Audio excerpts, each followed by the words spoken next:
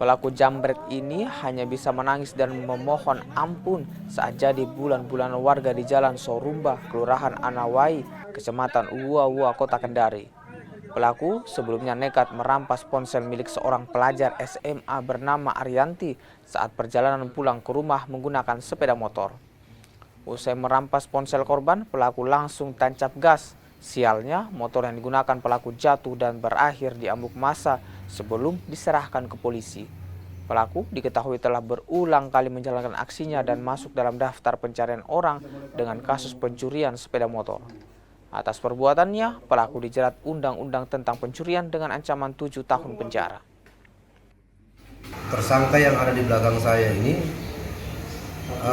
mengikuti satu perempuan pelajar yang berumur 17 tahun, mengikuti untuk mencuri secara paksa handphone milik korban.